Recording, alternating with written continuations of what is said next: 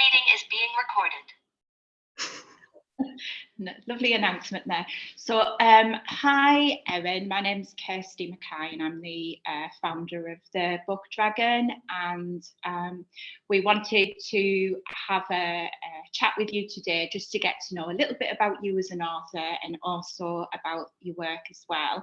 I know I've had the privilege of reading Jenna Lynne's Journey, which I understand is that your first novel that you've written? It isn't actually. It's my second novel. Is it? Yes. Right. Okay, so it's the first one that we've received, and I know you write under the pen name of E E Byrnes. Yes. That's correct, isn't it? Okay. So do you want to just tell us a little bit about you as an author, Erin, and kind of what got you into writing? Well, I mainly write young adult fiction and fantasy. I've been writing, I suppose I've always been writing stories since I was 10 years old, but they were really just for my own entertainment. It was only the past couple of years where I started considering seriously publishing them and making them available to the public. So I began with my young adult historical fiction, Tom Song, which was published last year at the same time as Jenna Lynne's Journey was published as well, and that's more of a young adult contemporary fantasy novel. Mm-hmm. And then, of course, this year I published the prequel story to Jenna Lynne's Journey, which is The Journeys Begin, Aura, which that will be the first of a 5-novella series, and Jenna Lynne's Journey is the first of a 6-book series. Right. Okay. What was the idea around Jenna Lynne's Journey? It's a bit of it's a really unusual story in that it goes in different directions, with introducing the urban myth side of it, and then there's also Jenna Lynne's culture and beliefs that she's brought up in around. So kind of where did all that come from, the idea around it? I came up with the idea for Jenna Lynne when I was 14. Mm-hmm. And it was, honestly, it was a very simple idea at the time. It grew. Really just the idea of a girl who needs to travel and, experience new cultures, and she was being guided by something other than just simply her family or anything else, a higher entity, if you would. And the spirits are still somewhat of a mystery, even to me. I'm not 100% certain yet where they're going to take me, so I'm curious to see. But she gets to explore different countries. And so for anyone who enjoys traveling and learning new cultures, this will be perfect. The myths are actual real life legends that she meets, and they're the way that the spirits communicate with her. Mm-hmm. So that's the only purpose of them in the stories, is that, she has to endure them in order for the spirits to communicate. But as far as the idea goes, it just came into my head one day. As it does, and then it kind of develops, doesn't it, as you start writing? Yes, Jenna Lynne tells the story. I simply write it down. And is that something you believe in? Do you believe in spirits and guides? Actually, I'm actually Catholic, ironically. So I was never raised with any agnostic beliefs of a higher spirit or whatever. I was raised Catholic, believing in God and all of that. However, I think the reason the spirits came as they are is they're an entity that everyone can embody on their own beliefs. So it doesn't matter what the reader's beliefs are. The spirits are so vague, and so they could be anything. So you can interpret them as you will, because they're there to guide, but not to really be imposing a belief, if you understand, if you know what I mean. Yeah, it gives you a bit of a steer, I suppose, giving Jenna Lynne a bit of a steer in terms of exactly to follow. Do you see yourself, because sometimes I know when I'm writing as well, sometimes you put a probably it's a case for most authors where you put a lot of yourself into the character. Do you see elements of yourself within the character of Jenilyn in terms of going out there, exploring the world? Was that something that you wanted to do, or? I suppose there'll be the one part of Jenilyn that I can relate to is the yearn to travel. Although I actually yearned to travel, whereas Jenilyn was more forced into it. And she struggles a little bit with it. It's not something that she really wanted to do. It's something that she has to do.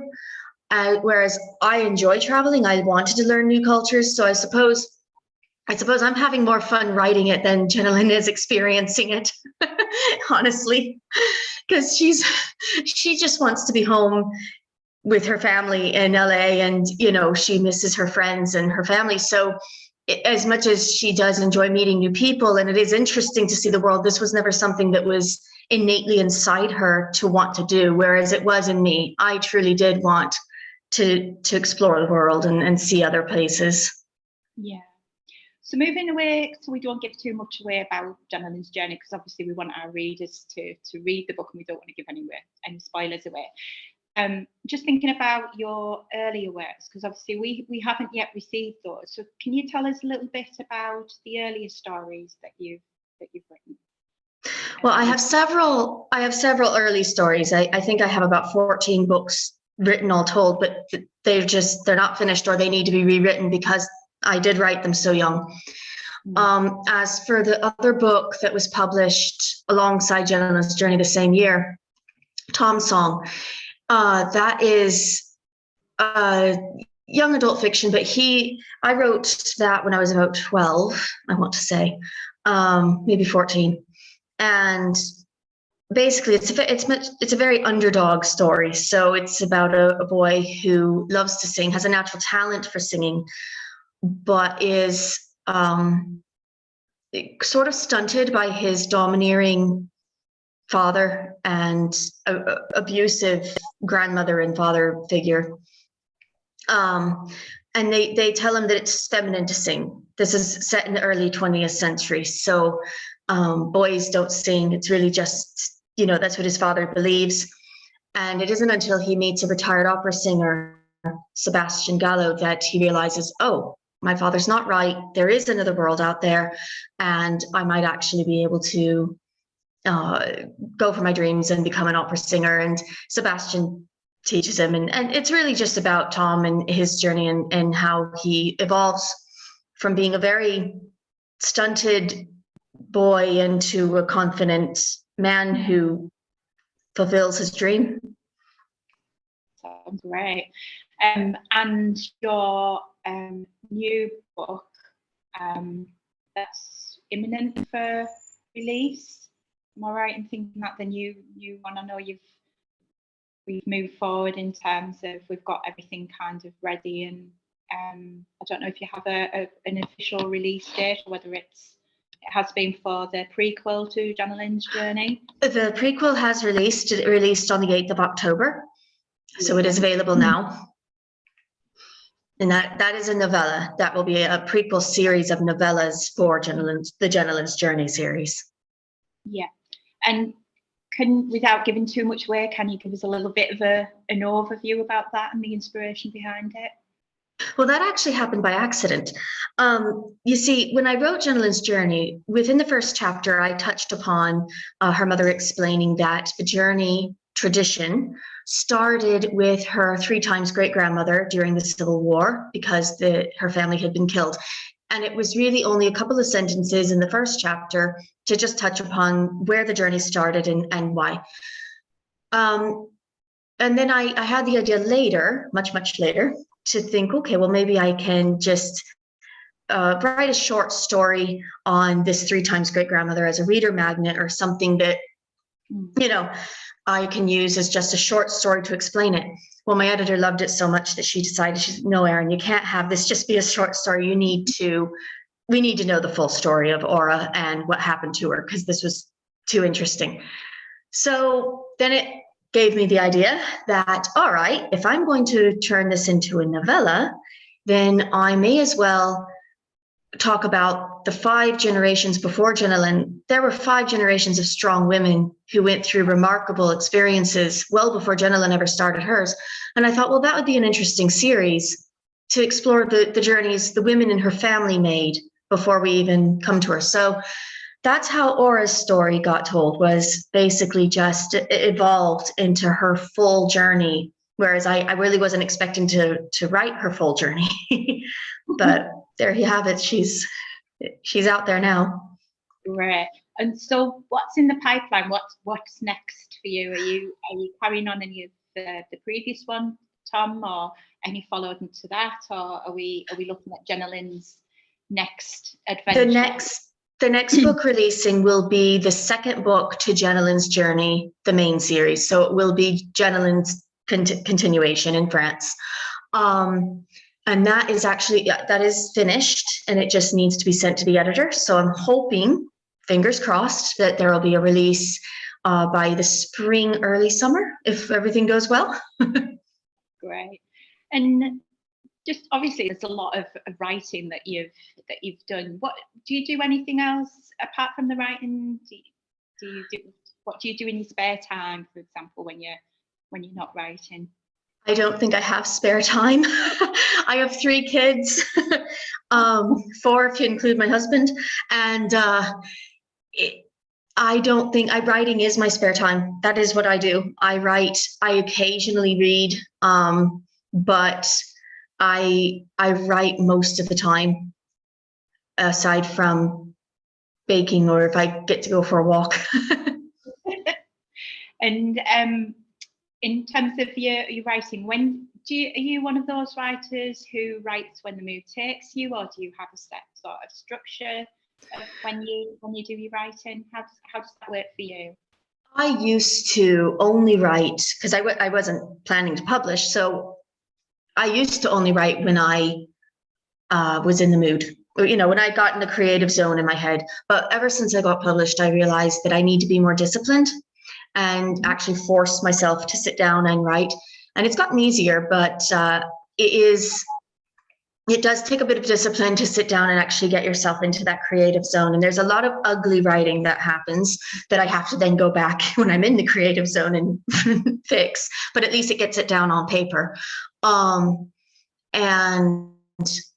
I do try to create an outline before I begin, but my characters oftentimes don't let me follow that completely. So there's some arguing that happens, but I do try to be organized. What's been your greatest challenge as a writer? I suppose just writing outside of the creative zone when I'm trying to be disciplined, when I know I have a deadline, when I know that things have to be done. That is my greatest challenge, is getting myself into that mindset. But as I said, it is getting easier, at least. And what's been your proudest moment as a writer? I suppose my proudest moment was the first good review I got from someone that wasn't a friend or a family member, some stranger that just happened to pick up my book and loved it. That was, I suppose, the best feeling, was knowing that someone else enjoyed Jenna-Lynn's story, not just me. Yeah. And if we have a lot of experienced writers, we have writers who contact us who want to write a book, but they struggle to go about it, or they don't know how to go about it.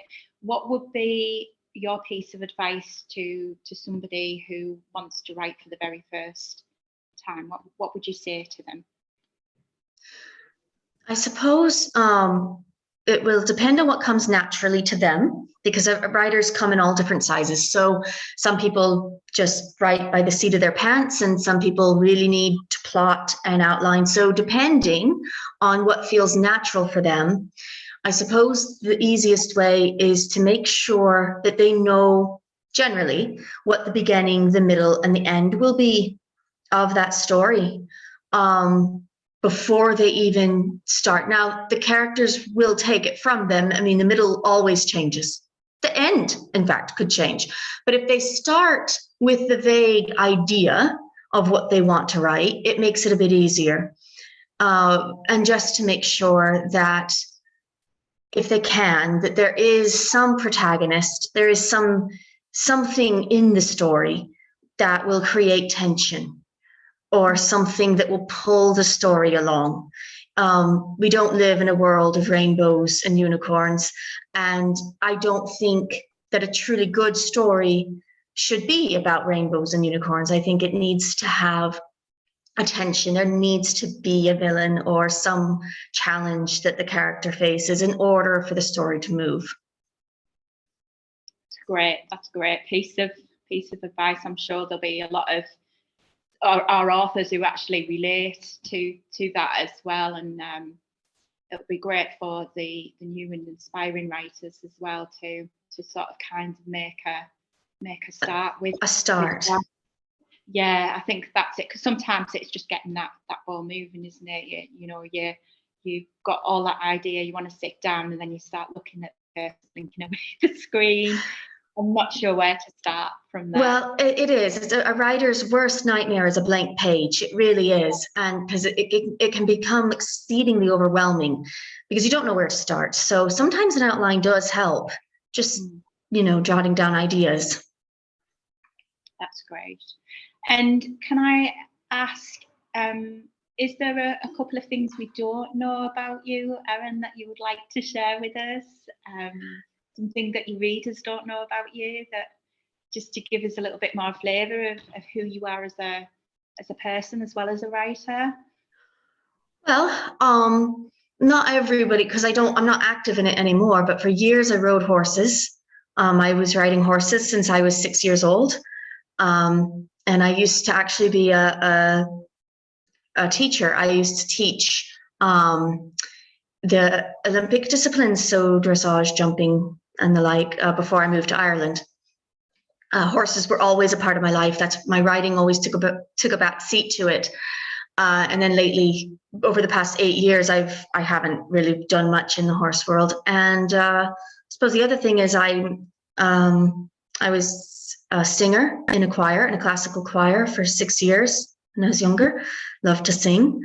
But that's really the three main interests I had growing up: horses, singing, and writing, along with reading. When you write, do you listen to any particular music? I write best in silence so that I can hear my characters. Oftentimes, if there's noise, I can't hear what they're saying. However, if there is to be music, it has to be Celtic instrumental. Just something very light, very musical, in the background that doesn't have words. And in that way, it can almost complement the characters' voices in a way, just depending on the story. But silence is best. Okay, that's great. It's been really lovely chatting to you, Erin. And like I said, I've thoroughly enjoyed reading Jenna Lynn's Journey, and I'm really looking forward to reading its prequel and then seeing what else follows in terms of Jenna Lynn's Journey. There's a lot coming. I have probably a lifetime of writing ahead of me between these 11 books, between the two series. Great. All right. Thank you so much. Okay. Thank you for having me, Christy. Bye-bye. Bye.